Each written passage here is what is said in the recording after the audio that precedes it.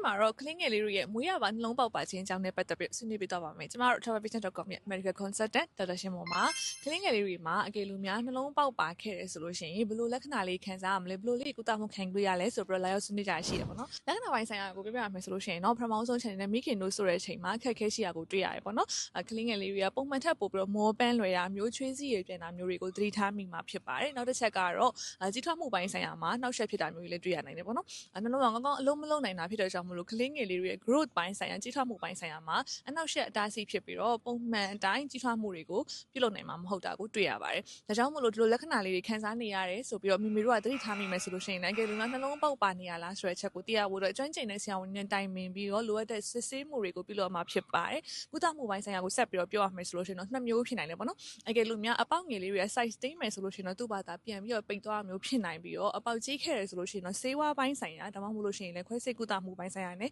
တေချာလေးကုသမှုခံယူရမှာဖြစ်ပါတယ်။တချို့အပေါက်ငယ်လေးတွေကလည်းခွဲစိတ်ကုသမှုပြုလုပ်လို့ရမျိုးရှိပါတယ်။ဒါကြောင့်မို့လို့ကိုယ့်ရဲ့ကလေးငယ်လေးနဲ့ပတ်သက်ပြီးတော့နှလုံးပေါက်ပါခဲ့တယ်ဘယ်လိုလေးဆက်ပြီးတော့ကုသရမလဲဆိုတာကိုသိချင်တယ်ဆိုလို့ရှိရင်တော့ travelpatient.com ကိုအခုပဲဆက်သွယ်ပြီးတော့လာရောက်ဆွေးနွေးတိုင်ပင်လို့ရပါတယ်။ဘန်ကောက်နဲ့အိန္ဒိယမှာရှိတဲ့နိုင်ငံတကာစစ်မီစေယုံကြီးတွေကနေပြီးတော့ medical opinion တွေကိုကြိုတင်ရယူပြီးတော့ကုသမှုပိုင်းဆိုင်ရာကိုဆက်ပြီးတော့ရယူလို့ရပါတယ်။ဗီဒီယိုလေးကိုဆုံးဖြတ်ကြည့်ပြီးတော့ကျေးဇူးအများကြီးတင်ပါတယ်။နောက်လည်းလူနာတွေအတွက်အကျိုးရှိမဲ့ကျန်းမာရေးနဲ့ပတ်သက်တဲ့အကြောင်းအရာတွေကိုဆက်ပြီးတော့မျှဝေပေးသွားမှာဖြစ်လို့သိချင်တာလေးရှင် comment box မှာမိတ်ကပ်ဖို့အတွက်ဖိတ်ခေါ်ပါရစေရှင်။